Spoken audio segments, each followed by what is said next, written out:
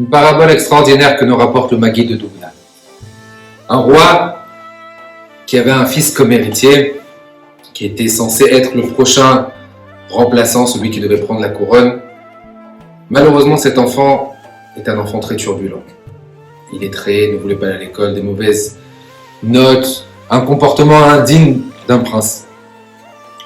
Le roi se faisait beaucoup de mauvais sang, il s'est dit, mais de quelle façon? Il commence à demander à ses conseillers, de quelle façon je vais pouvoir orienter et éduquer cet enfant? Il a tout. C'est un prince. Combien c'est important, juste entre parenthèses, pas de faire souffrir nos enfants, pas du tout, mais de leur apprendre les valeurs des choses, qu'on n'a pas les choses gratuitement. De leur donner de l'importance. On n'achète pas à tout va.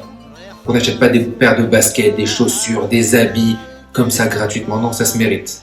Ça se mérite, chaque chose doit se mériter. On ne peut pas pourrir nos enfants parce que malheureusement plus tard, est-ce que la vie fera en sorte à ce qu'ils pourront se permettre d'avoir ces choses-là? Au moins leur apprendre les valeurs, que tout s'acquiert dans la difficulté, pas dans la facilité. Donc le roi, en question, demande à ses conseillers lui disent la seule façon c'est que tu le fasses un peu souffrir.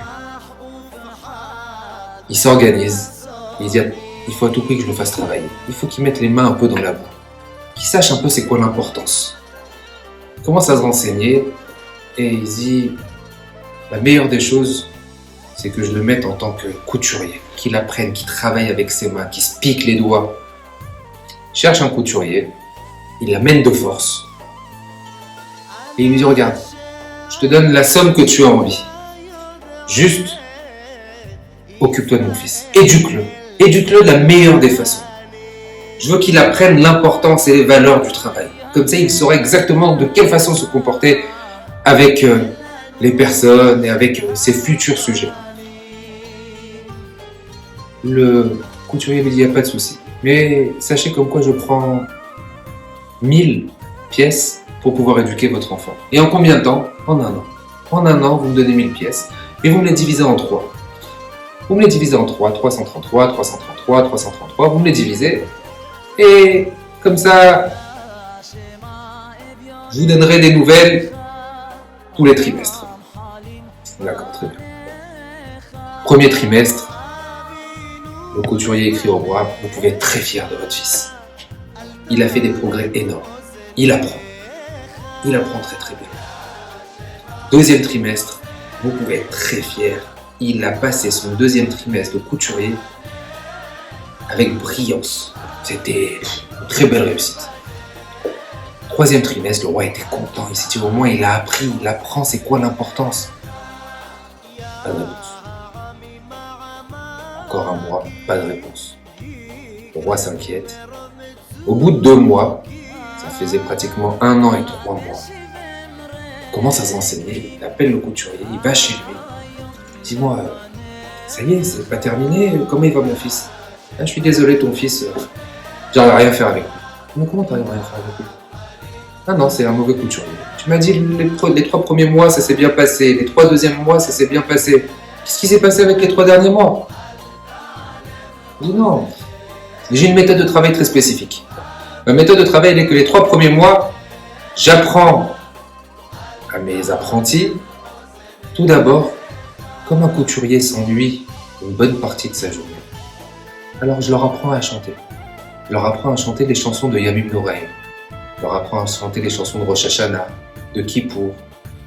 Moi qui chante, comme ça leur occupe un peu la tête. Donc, les 3 deuxièmes mois, je leur apprends à couper. Parce que automatiquement, pour être un beau couturier, il faut savoir couper. Donc je leur mets des lignes et je leur apprends à couper. Ton fils chantait, il a très bien appris. Couper, il s'est débrouillé. Lorsque j'ai commencé à lui apprendre à mettre le fil et une aiguille et à rentrer à l'intérieur, il m'a cassé toutes les aiguilles, il savait pas, il se blessait, il s'est coupé, il n'y a rien qui marchait. Je peux rien faire. Le roi lui dit, mais je comprends pas. Je t'ai pas envoyé mon fils pour que tu l'apprennes à chanter. C'est pas le motif que tu me dises que mon fils il sache super bien chanter. Je m'en fiche, c'est pas la chose la plus importante. Je l'ai pas envoyé pour qu'il apprenne à chanter. Parabole est l'explication de cette histoire. Les récompenses de Rosh Hashanah, Kippour, c'est des chansons. Combien on voit d'entrain sur les chansons de Kippour?